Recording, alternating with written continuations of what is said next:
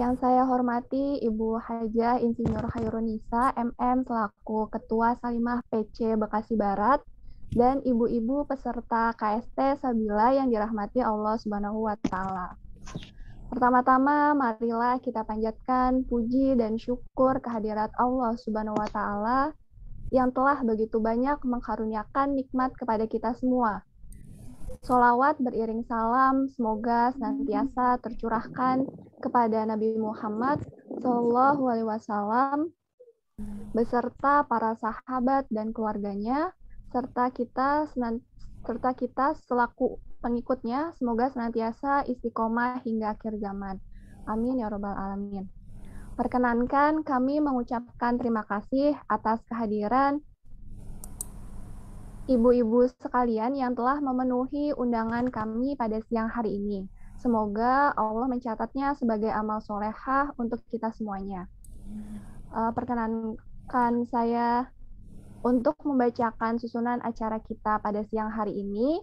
Yang pertama ada pembukaan, dilanjutkan dengan pembacaan tilawah dan sari tilawah, kemudian sambutan.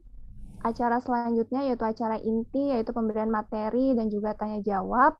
Acara yang keenam, penutup dan doa. Selanjutnya, foto bersama dan pengumuman door prize. Hadirin sekalian, marilah kita dengarkan lantunan ayat suci Al-Quran, surat Yunus ayat 107 sampai 109, beserta sari tilawahnya yang akan dibacakan oleh Ibu Mia Novilia. Kepada Ibu Mia Novilia, kami persilahkan.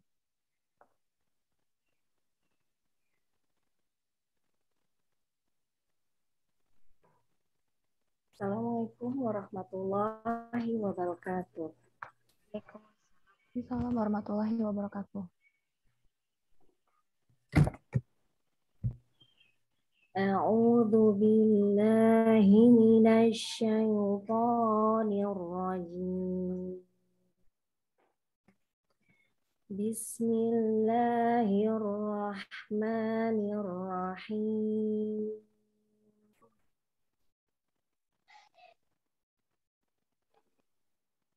Wa in yamsaskallahu bidurrin fala kashifa lahu illa hu wa in yuridka bi khairin fala radda li fadlih yuhdihi man yasha.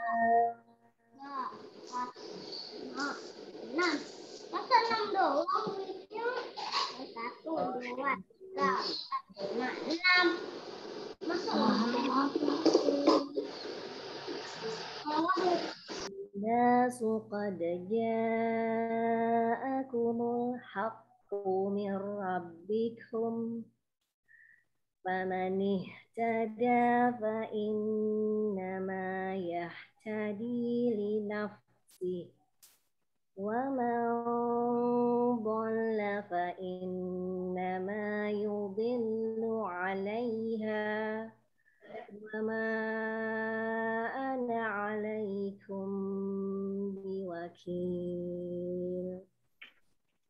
Wattabi' ma yuha ilaika wasbir hatta yahkumallah wa huwa khairul hakimin.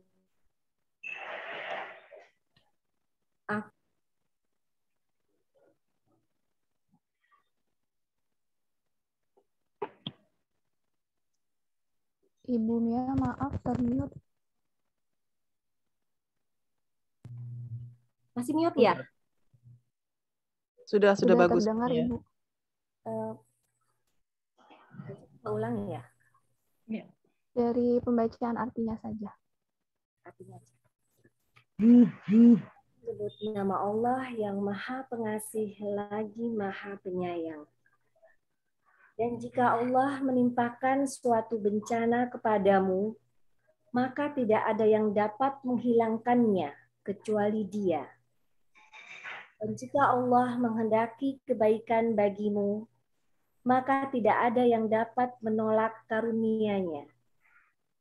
Dia memberikan kebaikan kepada siapa saja yang Dia kehendaki di antara hamba-hambanya. Dia Maha Pengampun, Maha Penyayang. Muhammad, wahai manusia, telah datang kepadamu kebenaran Al-Quran dari Rabb-mu. Sebab itu, barang siapa mendapat petunjuk, maka sebenarnya petunjuk itu untuk kebaikan dirinya sendiri. Dan barang siapa sesat, sesungguhnya kesesatan itu mencelakakan dirinya sendiri. Dan aku bukanlah pemelihara diri. Dan ikutilah apa yang diwahyukan kepadamu, dan sabarlah hingga Allah memberi keputusan. Dialah hakim yang terbaik. Maha benar Allah dengan segala firman. Maha benar Allah dengan segala firman-Nya. Terima kasih kepada Ibu Mia Novilia yang telah membacakan ayat suci Al-Quran. Semoga dengan pembacaan ayat suci Al-Quran, Allah akan melimpahkan keberkahan dalam acara KST Sabila kali ini. Sebelum kita beranjak ke acara selanjutnya, izinkan saya memperkenalkan diri terlebih dahulu. Saya Ranita selaku MC yang akan memandu jalannya kajian pada siang hari ini. Selanjutnya, kita dengarkan sambutan dari Ketua Salimah PC Bekasi Barat yang akan disampaikan oleh Ibu Hairunisa. Kepada Ibu Nisa, kami persilahkan. Assalamualaikum warahmatullahi wabarakatuh. Waalaikumsalam warahmatullahi wabarakatuh. Alhamdulillah nasta'inuhu wa nastaghfiruhu wa na'udzu billahi min syururi anfusina wa min sayyiati a'malina. May yahdihillahu fala mudilla lahu wa may yudlil fala hadiyalah. Asyhadu an la ilaha illallah wahdahu la syarikalah wa asyhadu anna Muhammadan abduhu wa rasuluhu la nabiyya ba'dah. Apa kabar ibu-ibu semua siang ini? Semoga sehat semua ya. Alhamdulillah. Alhamdulillah sehat. Masya Allah, tabarakallah ya. Semua kelihatan cerah ceria, sehat, diberi kelapangan oleh Allah ya. Amin. Yang saya hormati Ustazah Dr. Randa Iin Suprihatin, penceramah dalam kajian Sabtu Trimedika dan Sabila pada siang hari ini. Para asatidzah yang saya cintai, yang telah hadir juga bersama jamaahnya. Begitu juga untuk Ustazah Haja Ati Sulistiawati, Sarjana Hukum, Ketua Salimah Kota Bekasi, yang sudah hadir juga dengan beberapa pengurus. Hormat saya dan rasa cinta saya kepada Dr. Abdul Rashid Salam, pimpinan dan juga sekaligus owner dari Klinik Trimedika. Serta para jamaah KST Sabila yang tentunya hari ini sangat berbahagia. Betul ibu-ibu? Pertama-tama, marilah kita panjatkan puji dan syukur kehadirat Allah Subhanahu wa Ta'ala yang telah begitu banyak melimpahkan karunia nikmat, salah satunya nikmat kesehatan, ya, dan kelapangan waktu, sehingga kita bisa bertemu dalam kajian Sabtu Trimedika dan Sabila. Salawat dan salam semoga senantiasa tercurahkan kepada insan terbaik di muka bumi ini, Nabi Allah Muhammad Sallallahu Alaihi Wasallam beserta para sahabatnya. dan keluarganya. Dan semoga Allah mentakdirkan kita tergolong orang-orang yang senantiasa istiqomah, mengikuti apa-apa yang disampaikan oleh Rasulullah Shallallahu Alaihi Wasallam.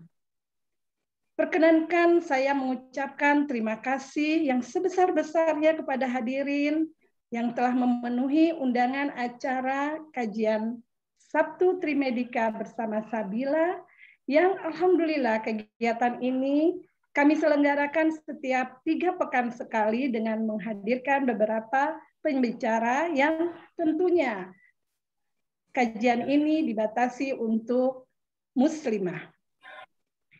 Acara ini merupakan satu dari beberapa program kegiatan yang rutin dilaksanakan oleh Salimah PC Bekasi Barat dalam rangka mewujudkan visi dari Salimah, yakni meningkatkan kualitas hidup perempuan, anak, dan keluarga Indonesia. Alhamdulillah hari ini masih dalam suasana bulan Muharram ya ibu-ibu semua ya. Jadi sebuah tema dengan judul Istiqomah Meniti Jalan Hijrah ini menjadi sebuah materi yang sangat menarik. Karena insya Allah akan menjadi bekal bagi kita semua untuk meniti hari-hari depan yang akan kita isi dengan penuh ketaatan dalam beribadah kepada Allah Subhanahu wa Ta'ala. Pada kesempatan ini juga saya dan seluruh pengurus Salimah PC Bekasi Barat mengucapkan selamat Tahun Baru 1443 Hijriah.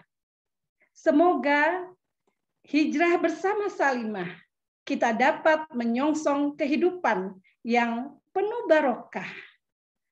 Amin ya Rabbal Alamin. Demikian ibu-ibu hadirin sekalian yang dapat saya sampaikan. Sekali lagi terima kasih. Jazakumullah khairan katsira. Wassalamualaikum warahmatullahi wabarakatuh. Waalaikumsalam Warahmatullahi wabarakatuh. Terima kasih kepada Ibu Nisa yang telah menyampaikan kata sambutannya. Selanjutnya kita langsung menuju ke acara inti, yaitu tausiah yang akan disampaikan oleh Ustazah Dr. Randa Hajah Iin Suprihatin dengan tema Istiqomah Meniti Jalan Hijrah. Sebelumnya perkenankan saya membacakan biodata beliau. Bisa tolong ditampilkan.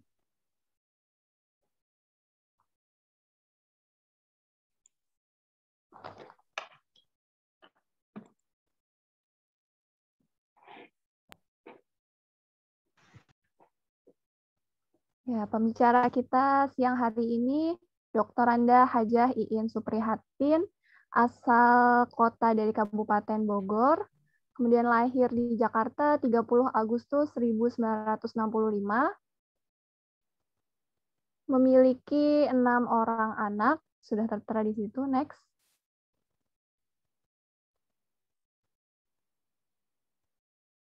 Ya, yang slide kedua.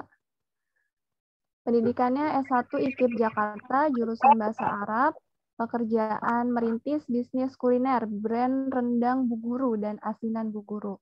Wah, menarik nih ya, bisnisnya kuliner. Kemudian untuk aktivitas yang sedang dilakukan oleh Ibu Iin Suprihatin, yang pertama sebagai narasumber berbagai kajian di perusahaan, perumahan, dan masjid-masjid. Yang kedua, sebagai pembina Yayasan Peduli Fitrah Insan yang memberikan pendampingan kepada orang yang memiliki orientasi seks menyimpang. Kemudian yang ketiga, sebagai pembina Yayasan Bunyanun Marsus Perintis Pembangunan Islamic Center di Tanjung Sari, Kabupaten Bogor. Yang terakhir, sebagai pembina Mompreneur, komunitas ibu-ibu pengusaha di Gunung Putri, dengan kurang lebih ada 100 anggota. Wah, Masya Allah sekali ya kegiatannya Ustazah Iin. Untuk Instagram, Facebook tertera, mungkin ada ibu-ibu yang mau bersilaturahim dengan Ibu Iin, bisa memfollow dari Instagram, Facebook, ataupun Twitternya.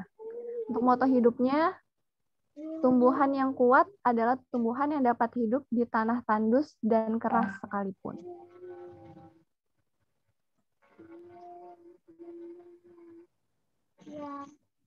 Saya tidak perlu berlama-lama lagi. Kepada Ustazah Dr. Anda Hajah Iin Suprihatin, saya persilahkan. Waktunya 45 menit untuk menyampaikan tausiah. Oke. Ya. Terima kasih untuk kesempatan yang diberikan kepada saya. Ibu-ibu semuanya, ibu-ibu yang insya Allah dirahmati dan dimuliakan oleh Allah. Ibu Khairun Nisa selaku Ketua Ketua Salimah PC Bekasi Barat. Alhamdulillah akhirnya kita bisa berjumpa walaupun lewat pertemuan virtual seperti ini. Kemudian ibu-ibu semuanya, ibu-ibu yang siang hari ini meskipun bentrok dengan waktu tidur tapi kelihatan cerah ceria, kelihatan bersemangat untuk mengikuti acara Salimah bersama Trimedika. Ibu-ibu semuanya, a'udzubillahi minasyaitonirrajim. Bismillahirrahmanirrahim. Assalamualaikum warahmatullahi wabarakatuh. Waalaikumsalam warahmatullahi wabarakatuh. Alhamdulillah, alhamdulillah, summa alhamdulillah. Alhamdulillah wassalatu wassalamu ala Rasulillah. Asyhadu an la ilaha illallah wa asyhadu anna Muhammadan abduhu wa rasuluhu la nabiyya ba'dah. Walaqad qala Allah ta'ala fi kitabihil karim, a'udzu billahi minasyaitonir rajim. Fastaqim kama umirta wa man taba ma'aka wa la tatghaw. Innahu bima ta'maluna basir. Shadaqallahul azim. Ibu-ibu semuanya berbahagia dan bersyukur sekali Allah memperkenankan kita ketemu pada siang hari ini. Allah memberikan kemudahan bagi kita untuk silaturahim. Jadi luar biasa Bu, silaturahim memberikan 3 keutamaan buat kita gitu kan.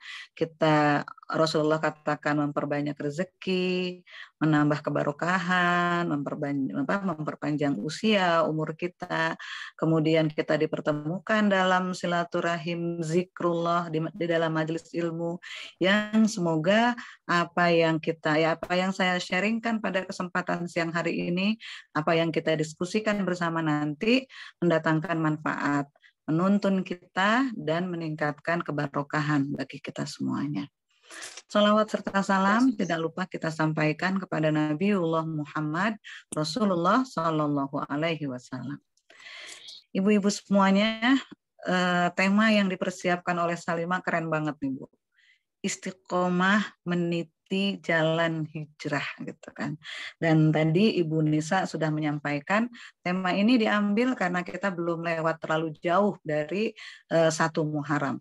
Dan bagaimana ibu-ibu semuanya 1 Muharram yang di dalamnya terdapat peristiwa hijrah yang kemudian apa Bu ya menjadi tahun baru bagi tahun Islam. Jadi kita jangan hanya paham tahun Masehi, tapi kita juga harus menghayati ya tahun Islam kita, tahun Hijriah kita tersebut. Dan kita ambil spiritnya Bu, kita ambil semangatnya supaya langkah-langkah kita ke depan bisa terwarnai oleh semangat hijrah Rasulullah dan para sahabat di berapa ribu tahun yang lalu, berarti kan 1443 aja, berarti itu tahun pertama ketika Umar bin Khattab menjadikan itu sebagai tahun Hijriah gitu kan. Sementara hijrahnya sendiri maka ada beberapa tahun atau belas tahun ke belakang mundur sebelumnya. Ibu-ibu semuanya, ibu-ibu yang insya Allah dirahmati dan dimuliakan Allah, setidaknya kita memiliki 2 kata kunci dalam tema kita kali ini, yaitu istiqomah dan kemudian hijrah gitu kan. Istiqomah dan kemudian hijrah yang istiqomah untuk tetap berhijrah begitu kali ya Bu ya, kalau mau kita ingat gitu, kita istiqomah terus berhijrah tanpa berhenti. Namun ketika kita berhijrah maka kita harus tetap istiqomah gitu.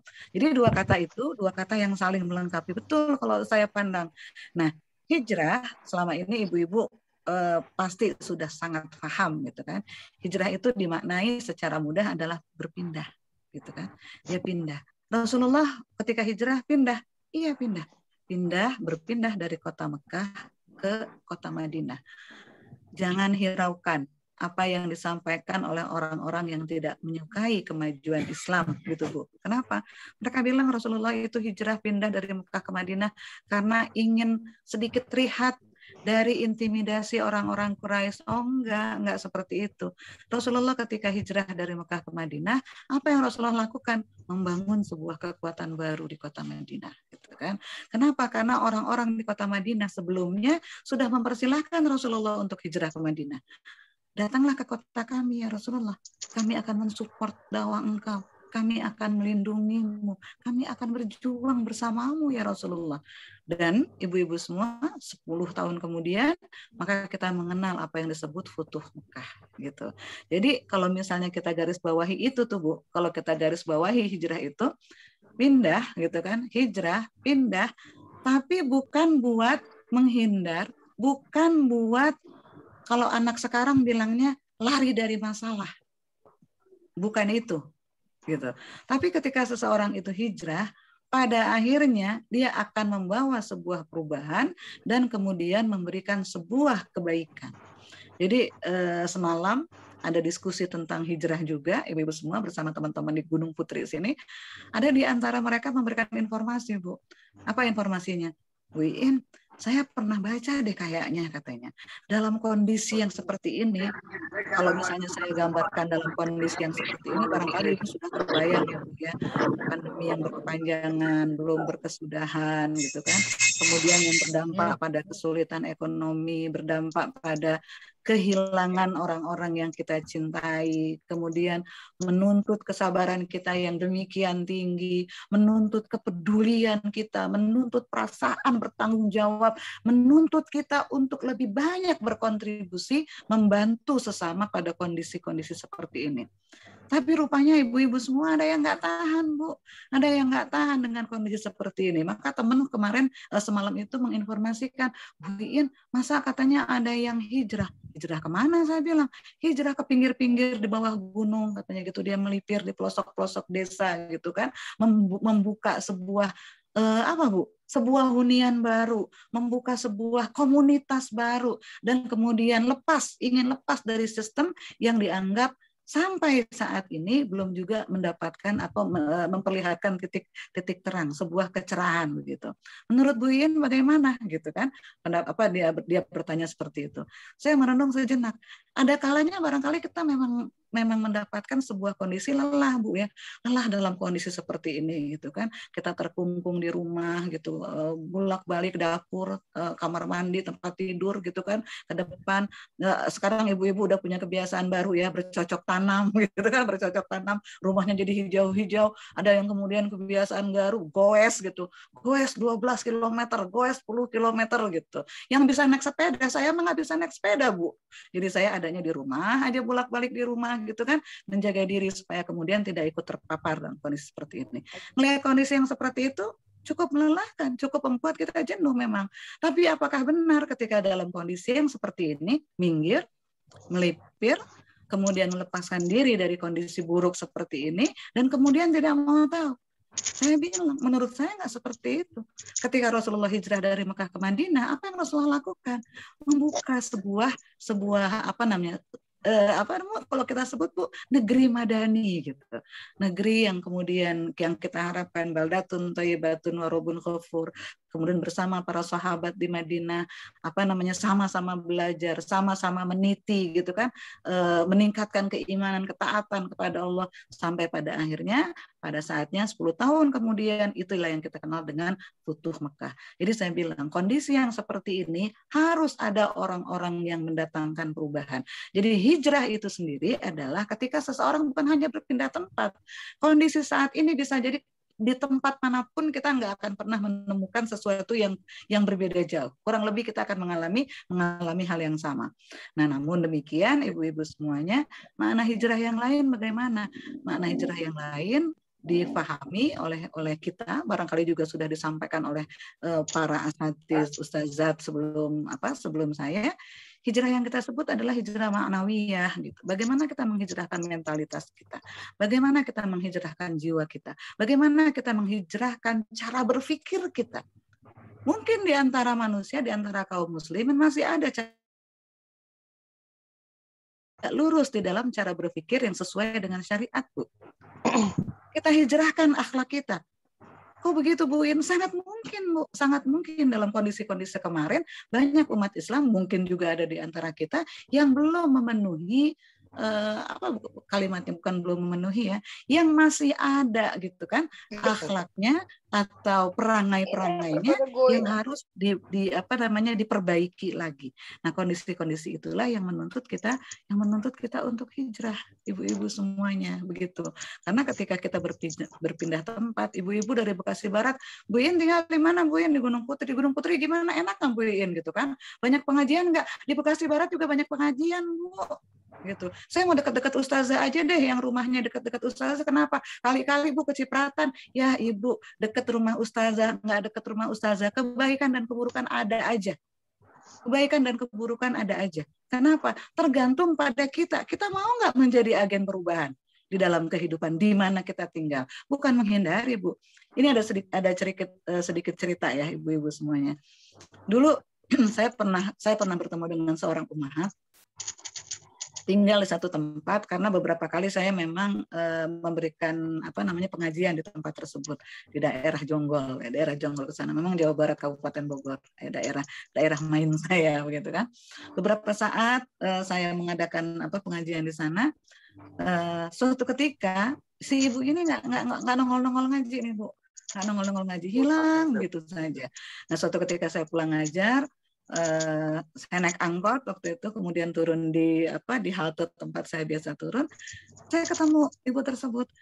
Dia bilang, Bu In, ya Allah kangen banget katanya. Oh iya, kemana aja? Saya bilang, kok nggak nongol di pengajian? Biasanya ibu paling rajin loh ngaji, saya bilang gitu. Terus dia bilang, maaf ya Bu, nggak sempet pamit katanya. Emang kenapa? Saya bilang, saya sudah pindah rumah, Bu. Pindah rumah kemana? Ke sebuah Islamic Center. Jadi dia pindah rumah ke salah satu pemukiman yang menawarkan gitu kan, Bu, menawarkan hunian Islami gitu kan. Saya udah pusing, Bu, di pemukiman yang ibu ngaji itu. Kenapa pusing? Ya kan ibu tahu sendiri bagaimana mereka misionarisnya banyak, kemudian akhlaknya kayak gini gitu seterusnya. Oh ya Allah, alhamdulillah gitu kan. Kapan-kapan deh saya mampir ke sana, saya bilang. Iya Bu, nanti kami undang. Udah tuh ngobrol sampai di situ tuh Bu ya. Rezeki saya, Bu, ketemu lagi beberapa bulan dari situ gitu. Rupanya masih juga bolak-balik ke daerah Jonggol. Dan saya tanya lagi, gimana sekarang ceritanya di sana? Ya Ibu katanya, saya ketinggian kali Bu ya ekspektasi saya, harapan saya. Kenapa? Saya pikir rumah dengan menjanjikan hunian Islami, orang-orangnya Islami semua, Bu. Ternyata enggak, Bu, katanya. Loh, ternyata enggak, bagaimana sama Bu? Kalau misalnya kita keluar jalan-jalan ngasuh anak, ada juga yang ngegibah, ada juga yang ngerumpi, ada juga yang gosip. Tahu enggak Bu? Ada juga saya pernah ngerasain, saya kan bawain sesuatu tuh Bu ya ke rumah tetangga gitu kan, enggak dipulangin panci saya, katanya gitu Bu. Nah, saya bilang, oh ternyata itu akhlak-akhlak yang memang kita menganggapnya itu kecil Bu, tapi ternyata itu menjadi ciri kita gitu. Nah itu yang juga harus kita hijrahkan gitu. Kalau bawain makanan ke ibu itu, bawain aja pakai kotak plastik, jangan pakai tupperware gitu. Kenapa? Kagak bakal dipulangin gitu. Itu menjadi satu akhlak yang orang mencirikan kita dari hal-hal yang buruk seperti itu. Dan itu nggak boleh terjadi, itu yang harus kita hijrahkan, saya bilang. Jadi ketika kita harus pasang kuping nih Bu, kita harus pasang kuping, kita harus melihat mata kita. Apa pandangan orang terhadap kita ya? Gitu. Apa pandangan orang terhadap kita ya? Jangan-jangan kita hanya menganggap bahwa diri kita baik-baik saja. Kalau kata Aisyah, kalau kamu memandang Aisyah radhiyallahu anha, siapakah orang yang paling buruk ya Aisyah? Ada seseorang bertanya kepadanya, siapakah orang yang paling buruk ya Aisyah? Orang yang paling buruk itu adalah orang yang memandang dirinya baik. Orang yang buruk itu adalah orang yang memandang dirinya baik. Jadi bukan satu hal jangan terjadi gitu kan Bu, dalam diri kita memandang diri kita baik-baik saja. Orang kalau ketemu kita tersenyum gitu kan, orang kalau ketemu kita menyapa, orang kalau ketemu kita baik-baik saja gitu kan, tapi kita harus introspeksi diri gitu. Nah jadi ketika sekarang kita berpikir bagaimana hijrah kita harus barangkali kita harus menginventarisir gitu kan, apa ya yang salah dari saya, apa ya yang kurang dari saya, bagaimana caranya nih Bu, bagaimana caranya. Saya pernah baca dalam satu kitab ya Al-Ghazali, jadi Al-Ghazali bilang begini, salah satu kalimatnya bukan manfaat, ini salah nih kalimat saya nih. Salah satu barangkali hikmah pelajaran yang kita ambil ketika kita mendengar aib orang. Gitu. Kalau ibu-ibu mendengar aib orang gimana? Tutup kuping. Menyingkir gitu kan, menyingkir. Jangan sampai kita kepancing ikut nambahin gitu, ikut nambahin. Jangan sampai itu terjadi kayak begitu gitu kan. Tapi kita harus menyingkir. Tapi kata Al-Ghazali, ada hikmah ketika kita mendengar aib orang lain.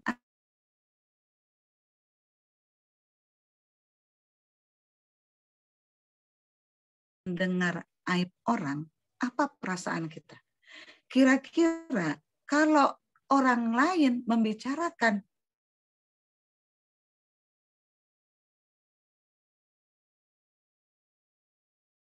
diri kita, apa ya aib kita? Apa ya kekurangan kita? Apa ya hal-hal yang harus diperbaiki dari diri kita? Nah, ketika kita ketemu, disitulah saatnya kita hijrah. Misalnya apa, Bu? Misalnya kayak tadi, kecil sebenarnya, tapi kita suka lupaan gitu. Kita suka lupaan. Kalau kita ketemu orang ke rumah orang, Bu ini nih dibawa Bu ada sedikit oleh-oleh gitu kan. Tapi kata orangnya, tapi jangan lupa ya Bu, maaf gitu. Itu kotaknya buat bekal anak gitu. Kalau Ibu kalau bisa lebih cepet-cepet dipulangin misalnya gitu kan. Oh iya insya Allah. Atau misalnya kita orang bawain sesuatu kepada kita, udah langsung ke sini, nggak apa-apa nanti saya tunggu, saya mau cari isinya dulu. Kita kan suka begitu. Tapi ternyata kita lupa. Begitu kita lihat lemari, ya Allah ini kotaknya siapa, ini pancinya siapa, ini mangkoknya siapa gitu. Itu hal kecil gitu. Tapi bisa jadi itu menjadi satu label. Orang melabelkan itu kepada diri kita. Nah kayak gitu. Oh ini kita harus hijrah nih kayak gini. Nah satu lagi apa misalnya? Ada orang-orang yang cuek Bu. Cuek, misalnya cueknya apa? Nggak gampang ngucapin terima kasih kalau diberikan pertolongan misalnya. Kayak begitu bisa jadi menurut orang, alah kayak gitu yang dipikirin. Apa kata Rasulullah kepada Aisyah? Ya Aisyah, jangan sepelekan dosa-dosa kecil. Jangan sepelekan kesalahan-kesalahan kecil. Karena kesalahan-kesalahan kecil itu, kalau kemudian dihimpunkan, kalau dia dikumpulkan, dia akan memperhatikan kamu di yaumul akhir nanti. Gitu. Dan juga, jangan abaikan kebaikan-kebaikan kecil. Jangan abaikan kebaikan kecil. Kenapa? Karena kebaikan-kebaikan kecil itu bila dihimpunkan, maka dia akan mempermudah kamu di yaumul akhir, akan membantumu gitu. Banyak orang-orang di sekitar kita fokusnya kepada ibadah-ibadah yang besar kan, Bu. Ibadah-ibadah yang besar gitu. Kurang untuk memperhatikan ibadah-ibadah yang kecil. Fokusnya melihat kesalahan-kesalahan besar di dalam diri kita diri sendiri, tapi kemudian tidak mengabaikan hal-hal yang kecil. Nah hal-hal seperti itu mari kemudian kita hijrahkan. Kurang syukur misalnya gitu kan, maaf ibu-ibu kadang-kadang ada sementara yang saya ya ini di negeri antah berantah katanya gitu kan, ada yang suka curang di dalam muamalah gitu kan, bagaimana ketika dia muamalah dia curang sampai kemudian beritanya kepada saya. Akhirnya saya bilang di dalam sebuah taklim, ibu-ibu semuanya, kita bersyukur nih Bu, saya bilang, kita bersyukur kayak misalnya nih ibu-ibu di Salimah, bolak-balik kita berada dalam taklim, bolak-balik kemudian kita diasah. Apa yang terjadi Bu? Kita memperbanyak cermin. Saya bilang, Bu, ketika berlaku curang itu, walaupun kecil, jangan berpikir orang lain itu nggak sadar. Jangan berpikir orang lain itu nggak tahu gitu. Kok Bu In bilang begitu? Iya, kita ada di mana? Kita ada bersama orang-orang yang selama ini berusaha melakukan kebaikan-kebaikan.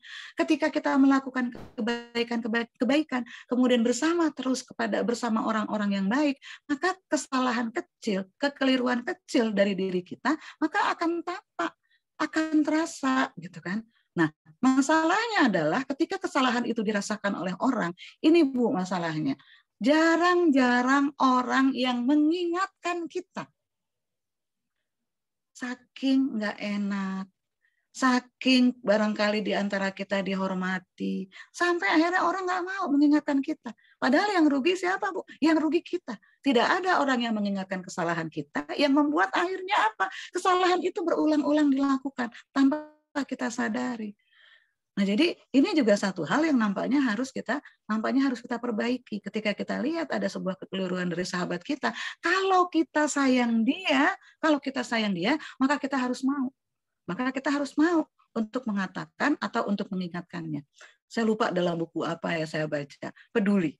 Kalimat peduli. Banyak orang bilang I don't care, gitu kan. Udah nggak mau tahu katanya. Tapi peduli itu, kata seorang ulama, peduli itu bukan dari orang tua kepada yang lebih muda. Bukan dari orang yang berilmu kepada orang yang kurang ilmunya. Bukan dari orang yang bijak kepada orang yang mencari pelajaran. Tari peduli itu adalah orang yang menyayangi saudaranya. Nah, hal-hal yang seperti ini juga harus kita bangun di dalam diri kita. Jadi kalau misalnya kita oprek-oprek lagi ya Bu ya, kita telusur lagi seperti ini, banyak kalau gitu Bu, ini yang harus dihijrahkan, banyak jadinya. Kayak tadi, apakah kita bersyukur, bagaimana muamalah kita, bagaimana akhlak kita, kan gitu kan ya Bu, bagaimana akhlak kita, kemudian misalnya yang berikutnya bagaimana ibadah kita. Bisa jadi ibadah ini banyak yang harus kita tambah, yang harus kita perbaiki. Apalagi kalau kemudian kita balik lagi kepada umur gitu kan. Setiap tahun usia kita bertambah, umur kita kurang. Mana lagi yang harus kita perbaiki. Ibu-ibu semuanya, ibu-ibu yang saya hormati, beberapa belakangan ini kita dibuat bersedih, berduka. Kenapa? Karena kita mendengar orang-orang yang kita cintai, orang-orang yang kita sayangi, orang-orang yang dekat dengan kita, orang-orang yang kita hormati, para guru Allah panggil lebih dulu. Kita berdoa agar semua yang dipanggil dalam kondisi pandemi seperti ini, Allah anugerahkan kesyahidan kepada mereka. Dan apa yang kita ambil pelajaran, Bu? Kemarin itu ada salah seorang umahat ya Bu ya, masih cukup muda, lebih muda dari saya, anaknya baru SD kelas 4 dan kelas 1 kalau nggak salah. 2 orang anaknya masih kecil-kecil. Allah takdirkan dipanggil lebih dulu. Ya, karena COVID-19 ini. Setelah itu apa, Bu? Klaster, tempat di mana saya ngajar, Ibu gitu kan. Ibu bisa malam ini pimpin pengajian, pimpin doa. Iya bisa, insya Allah. Jam berapa? Pada Isya aja ya, biar tenang, saya bilang gitu. Itu hari pertama ketika umahat ini wafat. Hari Jumat malam Sabtunya kita udah menyelenggarakan pengajian di klaster tersebut. Belum selesai saya mengiyakan, Ibu. Belum selesai saya mengiyakan. Sebelum tiba-tiba ada kontak lagi.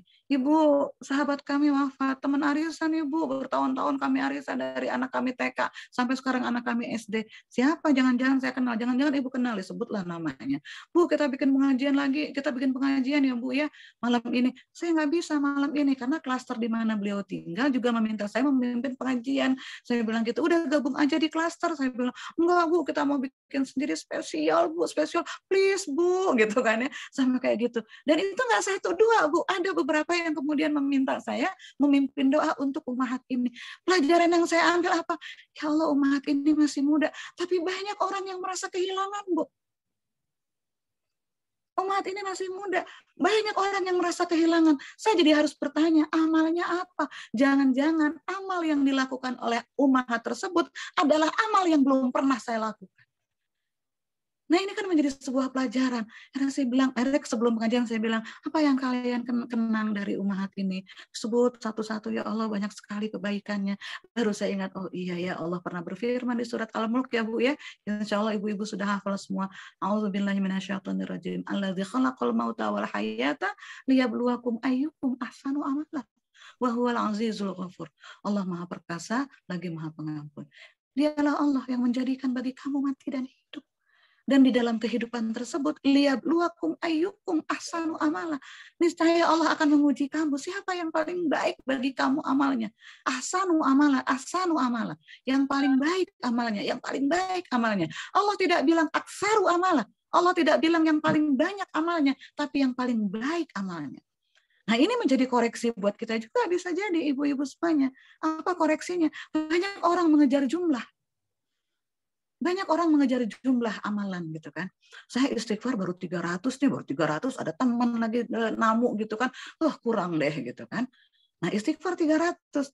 Tapi bagaimana dengan ahsanu amalannya gitu kan? Nah, jadi bisa jadi ini sesuatu yang juga harus kita hijrahkan. Ahsanu amalah. Ketika kita jadi ibu, jadilah ibu yang terbaik. Ketika kita jadi istri, jadilah istri yang terbaik. Ketika kita jadi sahabat, jadilah sahabat yang terbaik. Ketika kita memberi kepada orang, pilihlah yang paling baik. Gitu.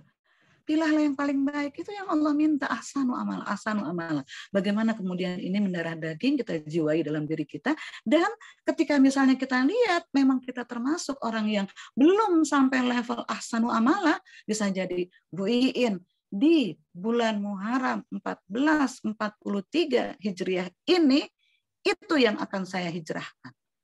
Nah, sekarang lalu bagaimana? Satu, Bu, istiqomah tadi. Jadi ketika kita tahu amal apa yang akan kita tambah, karena kita paham bahwa amal ini di mana kita memang kurang, satu istiqomahnya, ya Allah, bantu aku ya Allah. Berikan kekuatan kepadaku ya Allah. Tambahkan kesabaran kepadaku ya Allah. Agar amal ini ketika aku laksanakan di tahun Hijriah 1443, amal ini tidak lagi saya pernah tinggalkan sampai engkau memanggil saya. Apa bentuknya? Ahsanu amalah misalnya. Ahsanu amalah. Ya Allah, berikan kekuatan kepada saya untuk beramal sebaik-baiknya. Berikan kekuatan dan kesabaran kepada saya untuk memberi sebaik-baiknya. Untuk melakukan apapun dengan kualitas yang terbaik. Dan jadikan amal ini tidak pernah lagi saya tinggalkan sampai saatnya engkau memanggil saya. Gitu. Kita kurang bersyukur misalnya. Kita katakan, ya Allah, jadikanlah syukur ini menjadi sebuah kebiasaan. Saya mulai ya Allah dari tahun ini. Bantu saya ya Allah. Berikan kekuatan kepada saya. Sampai mati saya, kebiasaan syukur saya ini jangan pernah lagi saya tinggalkan. Muamalah yang kurang baik misalnya. Ya Allah, saya tahu kesalahan saya adalah muamalah saya yang kurang baik. Muamalah saya yang harus saya koreksi ya Allah. Dan ini merupakan sebuah kesalahan. Saya akan tinggalkan ya Allah. Mulai dari tahun 1443. Sampai saya wafat nanti. Sampai engkau panggil saya nanti ya Allah.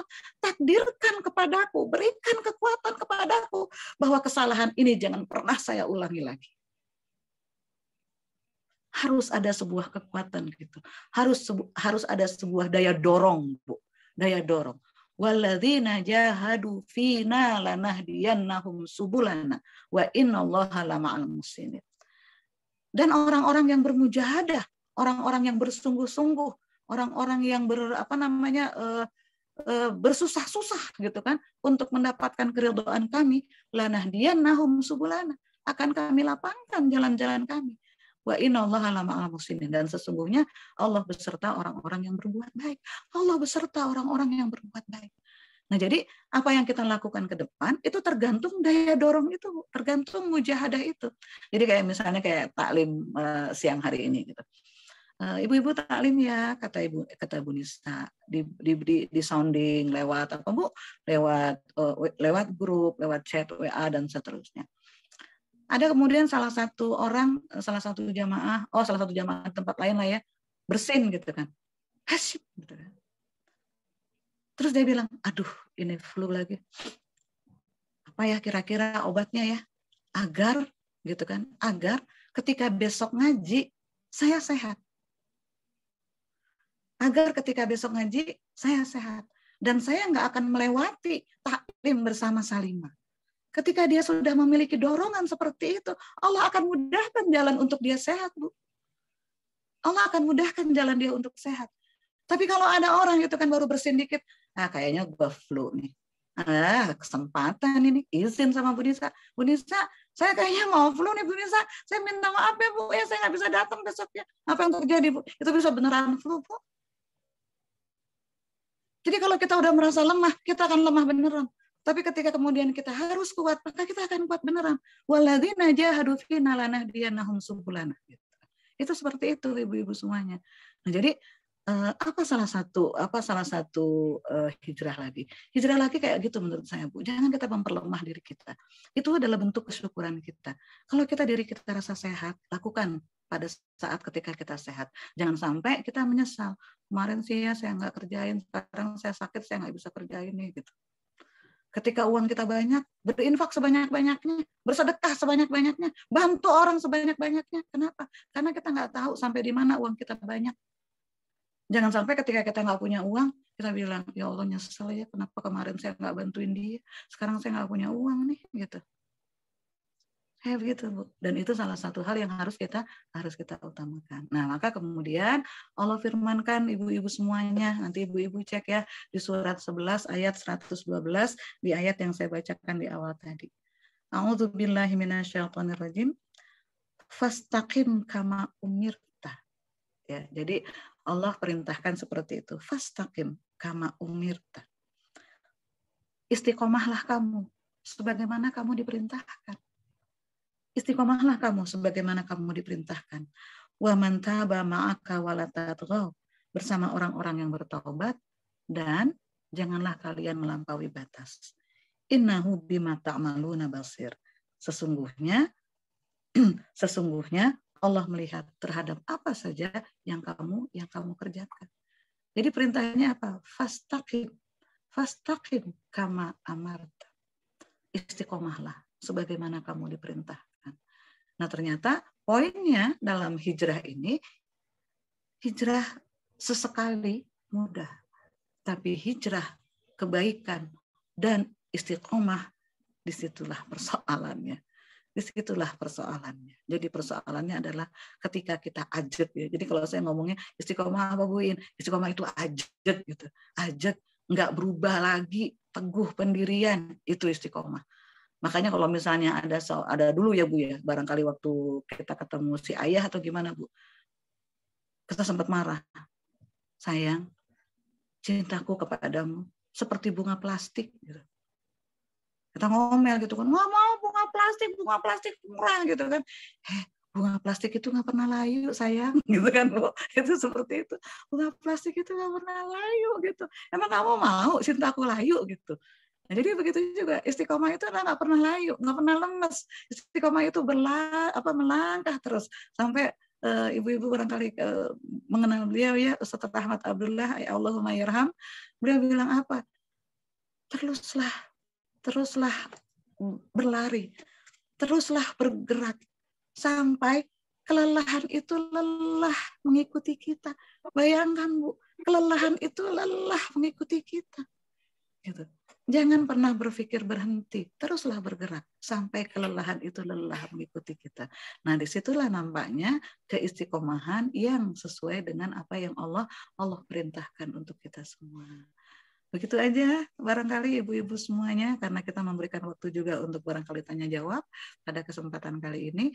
Mudah-mudahan hal yang sederhana ya Bu ya, hal yang sederhana yang saya sampaikan, yang saya sharingkan, tapi bisa mengubah terutama diri saya. Mengubah diri saya, kemudian memberikan manfaat kepada taklim kita pada kesempatan kali ini. Saya kembalikan kepada Ibu MC untuk mempersilahkan ibu-ibu apabila ada hal-hal yang bisa kita diskusikan pada siang hari ini. Silakan Bu. Masya Allah, materi dari Ustazah Iin. Jazakillah khair Ustazah Iin atas materinya. Dari materi tadi kita jadi diingatkan lagi ya ibu-ibu bahwasanya hijrah itu, kalau istiqomah dalam hijrah itu jika kita lakukan sendiri itu sangatlah susah, maka perlu kita luruskan niat, perlu kita cari teman yang baik, yang solehah untuk membantu kita dalam istiqomah berhijrah. Selanjutnya akan dibuka sesi tanya jawab. Sesi pertama dengan 3 penanya. Untuk ibu-ibu yang ingin bertanya bisa langsung raise hand.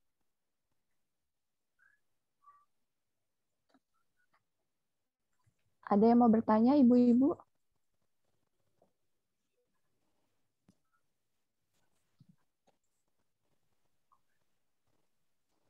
Di kolom chat sudah ada pertanyaan ya dari Ibu Irma.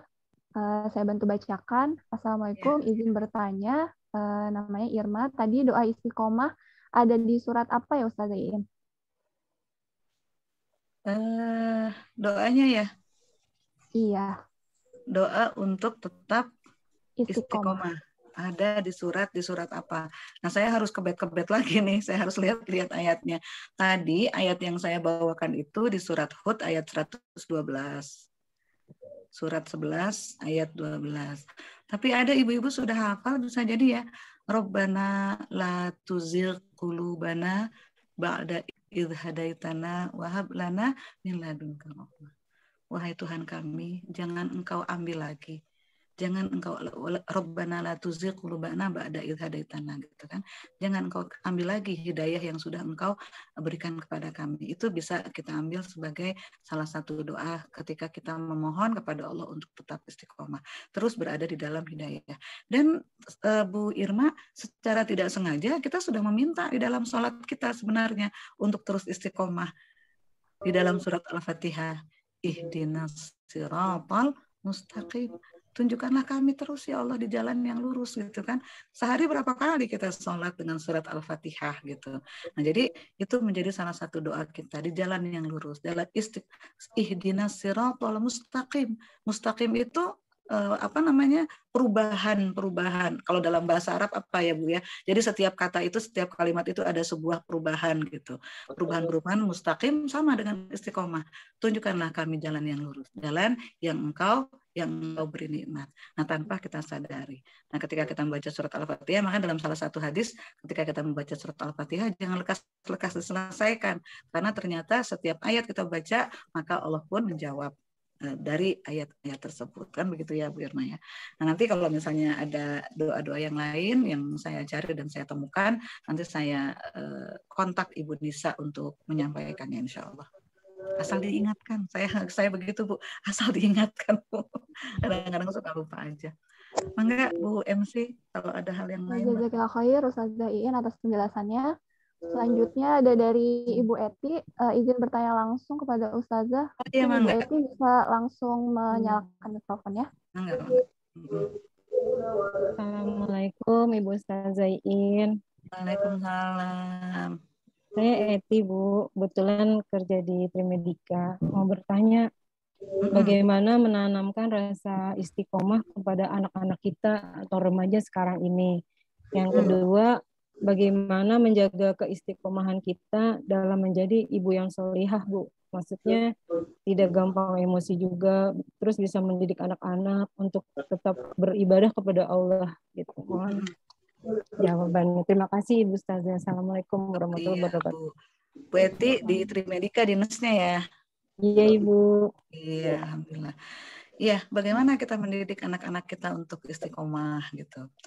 Nah, jadi kalau gini, saya bisa jadi ini pengalaman pendek dalam kehidupan saya.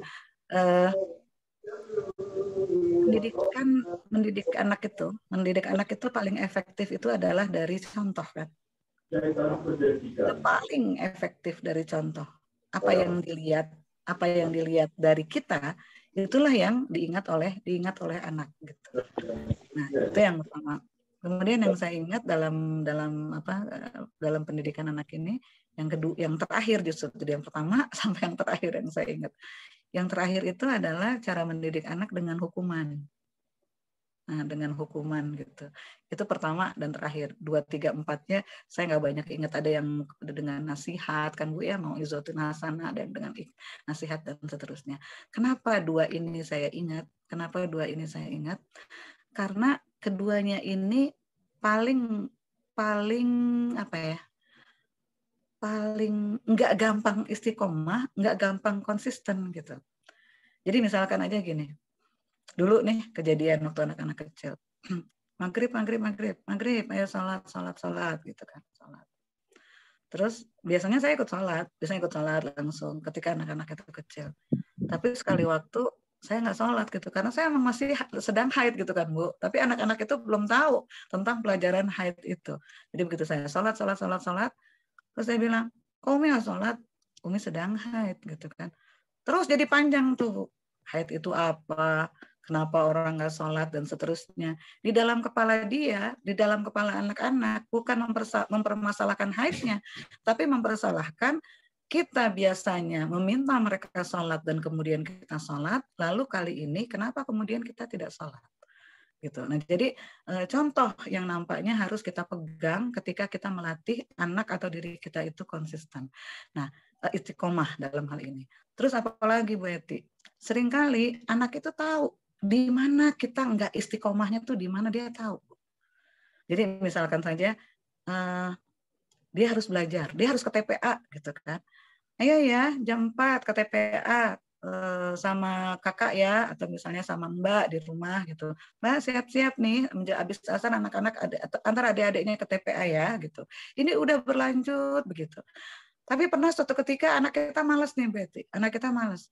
Nggak mau ke TPA gitu. Tapi karena kita lagi luang, ayo mama yang antar, ayo bunda yang antar, ayo kita nggak boleh kayak begitu, ayo belajar gitu kan, kita yang antar. Nah suatu ketika kita sedang ada tamu misalnya, pas mereka harus ke TPA. Ma, aku nggak ke TPA ya, aku lagi malas gini. Karena kita sedang ada tamu, kita bilang iya udah iya, tapi jangan kemana-mana ya, di rumah aja. Gitu. Besok-besoknya apa yang terjadi? Besok-besoknya dia tahu kapan waktunya kita bisa diganggu dan kita akan longgar terhadap peraturan kita. Gitu. Aku mau jajan, aku mau beli es krim gitu kan. Kita sedang telepon teman gitu kan. Biasanya enggak, jangan jajan-jajan terus, nanti lagi ya nak ya. Kan tadi pagi udah gitu. Tapi kemudian ketika kita nonton, ya udah, uangnya di sana di tas, ambil sendiri. Akhirnya bukan cuma sekedar longgar dan tidak konsisten, tapi mendapatkan satu lagi hal yang harusnya tidak dilakukan oleh seorang anak. Ambil sendiri uangnya di tas misalnya. Nah yang kayak begitu. Nah terus Bu Eti, dulu ada salah seorang psikolog, mungkin ibu-ibu juga pernah mengenal beliau, Ibu Eri Sukresno, Allahumma yarham, beliau juga sudah meninggalkan kita.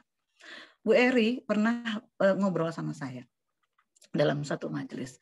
Cein deh kalau manggil saya Cein. Penelitian nih Ce katanya. Penelitian gimana Mbak? Penelitian. Kalau kita mau menanamkan satu hal kepada anak, kayak tadi lah Bu Eti ya, kebiasaan baik gitu. Kebiasaan baik dan anak itu konsisten, itu setidak-tidaknya harus diulang 2000 kali. Itu penelitian katanya gitu. Banyak banget Mbak gitu kan. Iya Cak. Jadi Jayan nggak boleh capek tuh katanya bolak balik. Contohnya apa? Contohnya yang kecil apa Bu Eti? Naruh sepatu di tempatnya. Habis mandi naruh handuk di jemuran handuk misalnya. Naruh piring di tempat cucian piring gitu misalnya. Kemudian letakkan ini, itu sampai harus 2000 kali. Itu penelitiannya. Tapi apa yang terjadi? Yang kita lakukan, Betty? Jangan-jangan pengalaman kita sama ibu-ibu ini sama semuanya. Dek, itu sepatunya.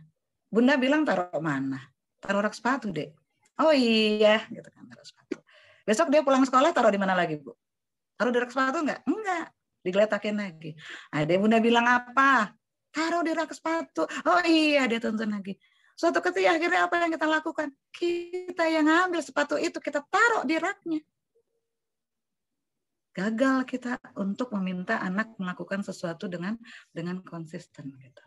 Nah, ini seringkali terjadi pada diri kita, Bu, pada kita semua. Jadi memang contoh dan hukuman. Hukuman maksudnya apa? Ketika kita bilang, Adek, tadi Adek udah nggak TPA. Sekarang malam ini berarti Adek nggak boleh main. Berarti Adek nggak boleh main. Ketika kita bilang Adek nggak boleh main, apa harus lakukan? Betul nggak boleh main. Nggak ada kemudian negosiasi. Nah, tapi kan aku begini. Oh gitu ya, gitu. Berarti besok uang jajan Adek Bunda kurangin. Benar-benar harus dikurangin gitu. Tapi aku harus iuran ini, nggak bisa. Kamu pakai aja uang kamu, terserah gitu. Nah, dua hal ini Bu Eti kalau saya perhatikan di dalam keseharian kita tuh yang kitanya sendiri sulit istiqomah, sehingga kemudian anak-anak itu mengambil contoh dari diri kita yang tidak istiqomah dan tidak konsisten gitu. Nah, lalu bagaimana dengan kitanya gitu di dalam ibadah dan kegiatan-kegiatan yang lain? Seperti Ibu MC tadi katakan, yang membantu kita istiqomah itu adalah sahabat-sahabat kita. Begitu kita malas, diingetin, ayolah ngaji gitu. Aku nggak ngaji ya sekarang gitu. Kenapa? Aku lagi bad mood nih. Please deh, aku mau sendiri gitu kan. Lagi banyak masalah kadang-kadang gitu. Ayolah ngaji, mau ngapain sih di rumah gitu. Nah, ketika kita punya teman yang mengingatkan kita, maka kemudian kita bisa melangkah lagi. Kemudian yang kedua apa? Yang kedua, kalau misalnya saya ambil dari pengalaman saya adalah begini Bu Eti, kalau saya mendorong diri saya gitu, saya mendorong diri saya kayak tadi, saya lagi sehat, masa ketika sehat saya nggak melakukan sesuatu, kadang-kadang ada lelahnya gitu kan, Zoom meeting 2 tahun ini terus-menerus gitu, itu anak-anak lelah juga, pengen izin, tapi saya bilang, oh saya sehat, apa yang membuat saya harus izin, sementara saya bisa melakukannya gitu, jangan sampai kemudian suatu ketika saya menyesal, gitu. Itu kayak gitu. Terus yang berikutnya apa? Yang berikutnya adalah Bu Eti dan ibu-ibu semuanya, suatu ketika kan Rasulullah dalam salah satu sabdanya, ibu-ibu ingat nggak sih ada sebuah cerita begini, Rasulullah takziah kepada salah seorang ibu yang suaminya wafat gitu kan. Terus Rasulullah nanyanya gini, Bu, ketika suamimu wafat, ada nggak kata-kata yang diucapkan oleh suamimu itu? Ada ya Rasulullah, tapi saya nggak tahu maknanya apa. Apa kata Rasulullah? Suamiku bilangnya begini ya Rasulullah, seandainya semuanya. Kemudian beliau diam. Kemudian kalimat yang kedua, suamiku bilang lagi, seandainya yang masih baru, kemudian dia diam lagi. Kemudian yang ketiga, suamiku bilang, seandainya lebih jauh, kemudian dia diam, dan pada saat itulah kemudian Allah mengambil ruhnya, dan kemudian dia wafat. 3 kata itu yang mengakhiri kehidupannya ya Rasulullah, dan saya nggak tahu itu apa maknanya, kata ibu yang suaminya wafat tersebut. Rasulullah kemudian menjelaskan, apa penjelasan Rasulullah? Jadi Bu katanya, ketika seseorang itu dalam sakaratul maut, Allah memperlihatkan semua apa yang dilakukannya gitu, apa yang dilakukannya. Orang yang baik, orang yang tidak baik, lebih-lebih keduanya menyesal. Orang yang baik menyesal, kenapa menyesal? Karena dia tidak lagi punya kesempatan meningkatkan kebaikan. Orang yang tidak baik lebih-lebih menyesalnya gitu. Nah, jadi ketika suami ibu mengatakan seandainya semuanya, suami ibu ini sedang memakan sepotong roti. Tiba-tiba ada seseorang yang meminta, maka sepotong roti itu dia belah 2. Yang sepotong dia berikan kepada orang yang lapar, yang meminta, yang sepotong lagi untuk dirinya sendiri. Tapi ketika menjelang sakaratul mautnya itu, sepotong roti yang dia berikan kepada orang tersebut, Allah perlihatkan pahalanya demikian besar. Pahalanya demikian besar. Maka apa kata suamimu? Kata suami ibu, ya Allah gitu kan, sekiranya ku berikan semuanya. Yang keluar dari mulutnya, sekiranya ku berikan semuanya, tentu pahalanya lebih besar lagi. Baju gitu kan, yang kedua itu sekiranya yang masih baru, suamimu pernah memberikan sepotong baju bekas kepada orang yang kedinginan. Ketika sakaratul maut, sepotong baju bekas itu dilihatkan oleh Allah pahalanya demikian besar, maka suamimu pun mengatakan sekiranya yang masih baru gitu. Bisa jadi ya, sangat mungkin pahalanya lebih besar lagi. Begitupun ketika suamimu mengatakan seandainya lebih jauh, dia pernah mengantarkan seseorang, tapi karena ada keperluan, maka apa yang terjadi? Dia hanya separuh jalan. Yang separuh jalan itu diperlihatkan oleh Allah pahalanya demikian besar. Maka suamimu pun bergumam menjelang akhir hayatnya, seandainya lebih jauh, tentu pahalanya lebih besar lagi. Nah, jadi itu cerita itu Bu Eti yang mendorong saya gitu kan diantaranya untuk secara istiqomah melakukan hal-hal yang bisa saya lakukan di dalam ibadah. Sedekah, biasanya sedekah, lagi ada uang gitu, terus kayak gini, saya seperti itu. Supaya apa? Supaya jangan sampai ada penyesalan di ujung kehidupan tersebut. Ya, pada saat itu kita memerlukan pahala yang besar dari Allah. Begitu barangkali ya salah satu jawaban untuk Bu Eti. Enggak, kalau masih ada waktu. Terima kasih Bu Ustadz. Dari Bu Eti, apakah ada feedback? Sudah cukup, terima kasih Bu Ustazah Iin. Enggak, alhamdulillah. Ustazah Iin, pertanyaan terakhir dari ini gabungannya dari Ibu Vivi Violita dan Siti Fauzia karena pertanyaannya hampir mirip. Ya. Assalamualaikum Ustazah, bagaimana tetap istiqomah di tengah-tengah lingkungan yang tidak mendukung? Contohnya di lingkungan pertemanan seperti itu. Sama itu ya, pertanyaannya sama? Iya, pertanyaannya sama. Iya, bagaimana tetap istiqomah berada di dalam lingkungan pertemanan yang tidak mendukung. Ketidakistiqomahannya itu mohon maaf ya, jangan-jangan saya GR nih. Biasanya kita lebih baik, sementara teman-teman yang ada sekeliling kita tidak terlalu masih harus kita ajak-ajak untuk lebih baik. Bagaimana kita istiqomah di sana gitu. Saya memandang ini sebagai sebuah tantangan, challenge. Ini sebuah tantangan. Tantangan ketika kita berada dalam sebuah pertemanan di antara pertemanan yang kurang baik. Begini, Ibu penanya. Saya punya dua rumus. Saya punya dua rumus ketika kita berteman. Kita ambil dua-duanya bagus atau salah satunya. Jadi ketika kita berteman, apakah kita bertambah baik berteman dengannya? Gitu. Apakah kita bertambah baik berteman dengannya? Atau dua, apakah teman kita itu bertambah baik berteman dengan kita? Dua itu. Jadi dua itu kita harus dapat dalam sebuah pertemanan tuh. Kita tambah baik karena dia, atau dia tambah baik karena kita, atau kedua-duanya. Kita saling memperbaiki. Kalau misalnya ternyata rumus yang kedua ini kita nggak dapat salah satunya, itu pertemanan menurut saya menjadi sia-sia aja. Gitu. Jadi ketika ibu penanya tadi berteman di dalam kondisi yang tidak kondusif gitu kan, pertemanan yang kurang baik, berarti challenge-nya apa? Teman ibu harus menjadi lebih baik berteman dengan ibu, berteman dengan kita. Bagaimana istiqomahnya? Berarti kita harus terus berada di dalam kekokohan gitu kan, jalan misalnya gitu kan, sholat yuk, lo ngapain sih sholatnya ntar aja gitu kan, sholat dulu gitu kan, bentar harus 5 menit sih, tapi gue kan begini ribet gini yang kenapa juga mau jalan pakai ribet-ribet kayak gitu, ada sholat sebentar gitu kan. Nah lama-lama dia bilang ngerasa, oh iya kalau sama dia tuh enaknya walaupun kita lagi malas kayak begitu. Nah jadi itu yang harus kita ambil, apakah dia bertambah baik karena kita atau kita bertambah baik karenanya, atau dua-duanya itu kita dapatkan dalam sebuah pertemanan gitu ya. Nah kalau misalnya hal ini ternyata kita tidak dapatkan sama sekali, jangan deh gitu. Saya mau contoh ya, mungkin waktunya masih ada. Ini benar contoh nyata. Saya punya murid ngaji masih lajang belum menikah, gitu kan. Dia orang Betawi. Dia punya sahabat dua, Bu. Orang Betawi, walaupun dia juga gaul gitu, tapi ketaatannya cukup baik lah gitu. Dia punya sahabat dua. Sahabatnya yang satu murtad, Bu. Dia muslimah menikah dengan orang Hindu. Dia bersahabat sebelum dia murtad gitu kan, menikah dengan orang Hindu tuh. Nah dia bilang apa? Oh waktu gue nikah sama laki gue istiqoroh dulu tahu katanya gitu kan. Coba kata Allah apa? Gue dikasih mimpi, nggak apa-apa lu nikah sama dia. Berarti kan gue jadi Hindu, nggak apa-apa gitu. Dua tuh.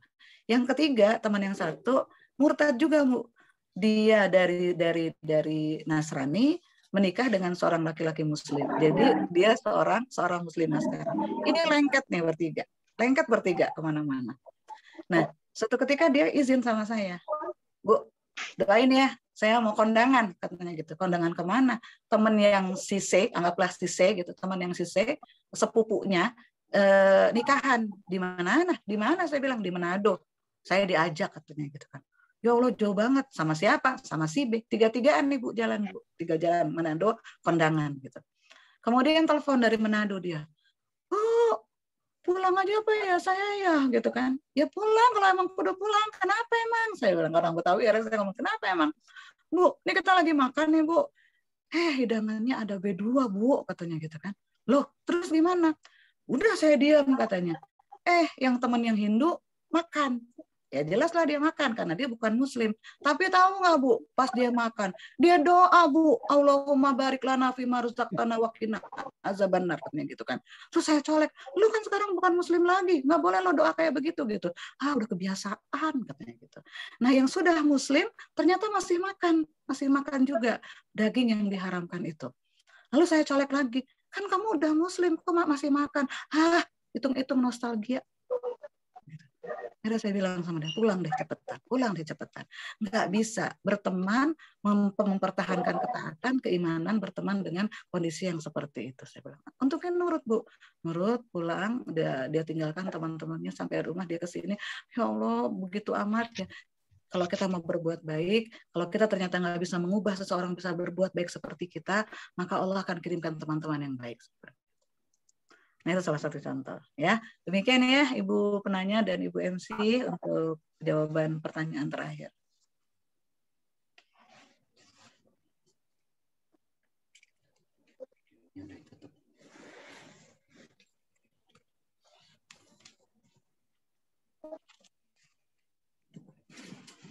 Ya, Ranita.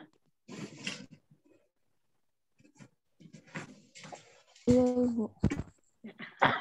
Cukup? Masih bisa dibuka sesi tanya jawab lagi, Bu? Oh, kalau masih ada. Masih ada. Waktunya masih ada. Masih 5 menit lagi. Oh iya, berarti dalam waktu 5 menit ya. Iya, ada dari Ulia Wildaniyah. Ustazah, apakah hikmah dari istiqomah bagi muslimah yang baru berhijrah di jalan dakwah? Coba diulang. Apakah hikmah dari istiqomah bagi muslimah yang baru berhijrah di jalan dakwah, Ustazah? Apakah hikmah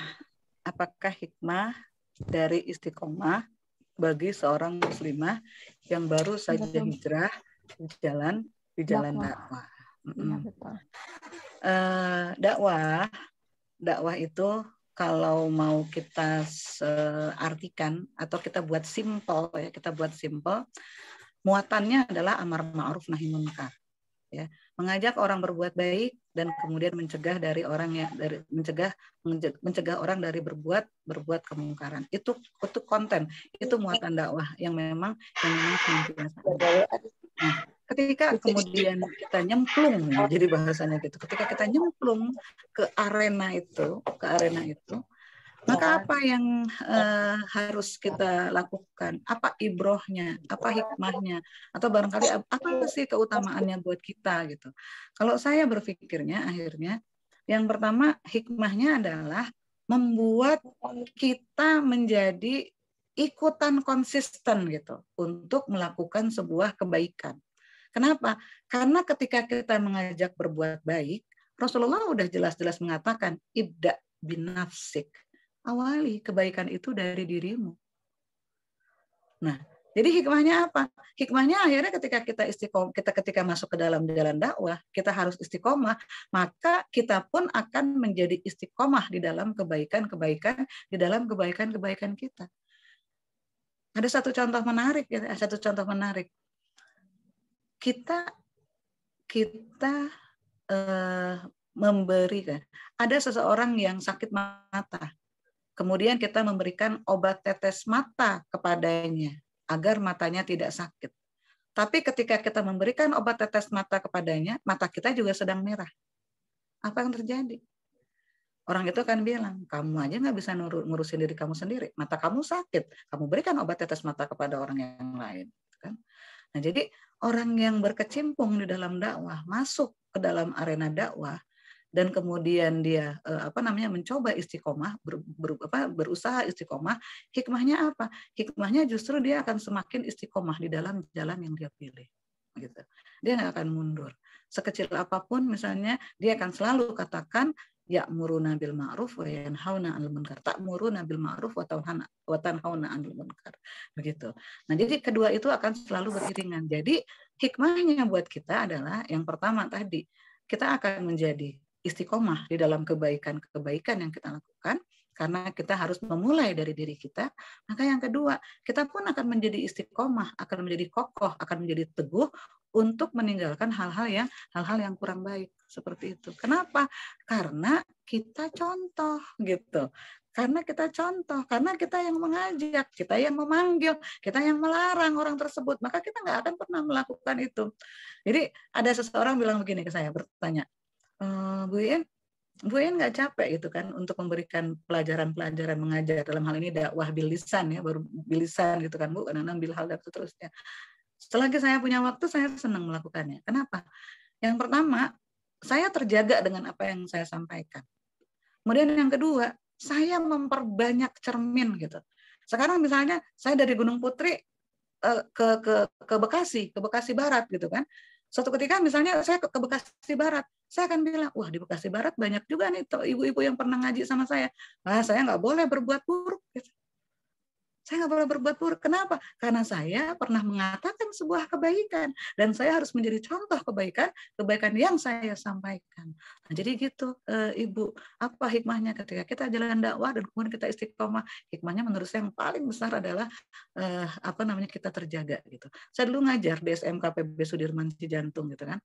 Saya termasuk dekat sama murid-murid gitu. Jadi kata teman-teman ngajar gini, ini guru yang paling centil katanya gitu kan. Kenapa masuk aja sama anak-anak muda katanya gitu. Sampai ada guru bilang kayak gini, Bu Iin, saya nggak ngebayangin kalau Bu Iin nggak pakai jilbab, centilnya kayak apa? Katanya gitu, Bu. Centilnya kayak apa? Saya dibilang kayak begitu. Saya bilang, alah biarin deh. Yang paling penting saya bilang, ketika walaupun misalnya saya centil katakanlah ya, tapi manfaatnya untuk mengajak anak-anak itu menjadi lebih baik gitu. Nah jadi itu salah satunya. Ketika kita berada dalam dakwah dan kita harus istiqomah, maka membuat kita istiqomah di dalam kebaikan. Insya Allah seperti itu. Oke, itu Bu, Ibu MC. Iya, jazakillah khair Ustazah Iin atas Ya, amin, penjelasannya. Mbak Yaki. Mohon maaf untuk ibu-ibu yang sudah menuliskan pertanyaannya di kolom chat, belum bisa terbaca karena kita ada keterbatasan waktu. Mungkin bisa di lain waktu bersilaturahim lagi dengan Bu Ustazah Iin ya. Iya, insya Allah. Insya Allah. Insya Allah. Selanjutnya admin bisa tolong diberikan ya. Dari PC Salimah Bekasi Barat ini ada kegiatan Gebiar Muharram 1443 Hijriah, usap kepala yatim.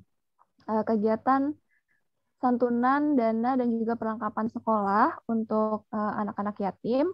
Bagi ibu-ibu yang ingin ikut berpartisipasi, PC Salimah Bekasi Barat membuka donasi mulai dari 50.000 atau bagi yang berkenan untuk berdonasi per paket juga ada mulai dari 200.000.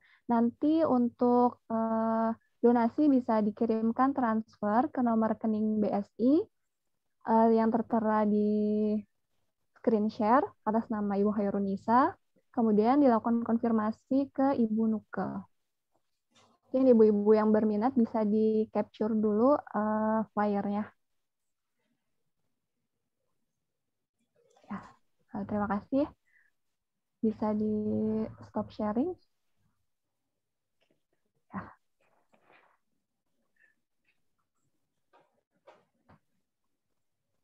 Ya. Selanjutnya foto kali ya, Ranita. Oh ya, boleh Ibu. Terima kasih.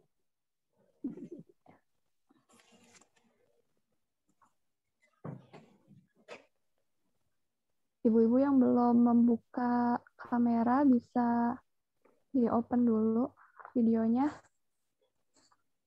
Ya, Ibu-ibu mohon keikhlasannya untuk membuka dulu videonya sejenak ya. Agar kita bisa melakukan foto sesi, dokumentasi ya. Insya Allah. Silakan Ranita dilanjutkan. Ya, dari ini ada 3 halaman. Yang di halaman pertama, tapi semua tetap senyum ya nanti sampai halaman terakhir ya ibu-ibu. Siap semua, 1, 2. Halaman pertama sudah. Selanjutnya di halaman kedua bisa tetap senyum lagi ya. 1, 2. Ya, halaman terakhir tetap senyum ya. 1, 2.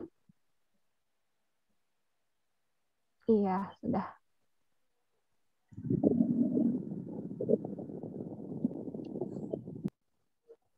Sudah, kemudian untuk sesi tanya jawab tadi, ada 3 orang penanya yang akan mendapatkan door prize senilai 50.000 pulsa. 3 penanya yang beruntung dengan pertanyaan terbaiknya ada Ibu Eti, Ibu Irma, dan Ibu Ulya. Nanti dari panitia mungkin bisa follow up ya ke Bu Eti, Ibu Irma, dan Ibu Ulya.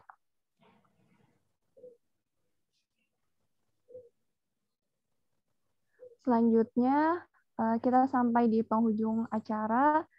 Kepada Ustazah Iin, mungkin ada closing statement sekaligus doa untuk penutup, dipersilahkan. Oke. Ya, ibu-ibu semuanya, alhamdulillah perjalanan taklim ya, kajian Sabtu Trimedika ini akhirnya sampai di penghujungnya. Ini cukup sangat bersyukur dan berbahagia saya bisa berkumpul bersama ibu-ibu. Apa ya closing statement-nya, kalau misalnya bisa saya sampaikan, begitu kemudian kita melakukan sebuah kebaikan yang baru saja kita mulai, maka mintalah kepada Allah agar kebaikan itu nggak akan pernah kita tinggalkan lagi. Dan kalau ternyata ada sebuah kemaksiatan, sebuah keburukan yang baru saja kita sadari dan akan kita tinggalkan, maka kita pun akan minta kepada Allah kekuatan agar kemaksiatan itu atau kesalahan itu nggak akan pernah kita ulangi lagi sampai pada saatnya kita kembali kepada Allah. Demikian barangkali yang bisa saya sampaikan. Mari kita tutup dengan doa, ibu-ibu semuanya.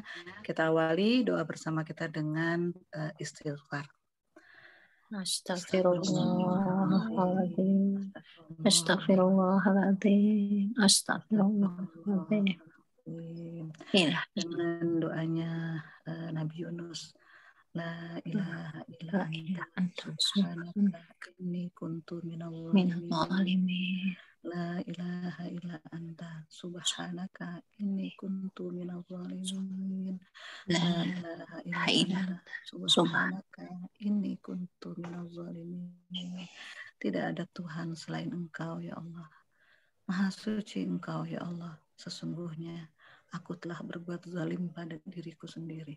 La haula wala quwata illa billah. La haula wala quwata illa billah. Amin. Tidak ada kekuatan, tidak ada daya upaya ya Allah kecuali kekuatan milik-Mu.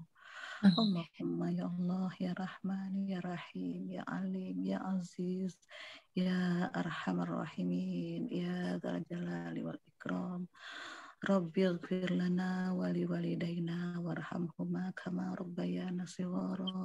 Rabbana hab lana min azwajina wa dhurriyyatina qurrata a'yun waj'alna lil muttaqina imama.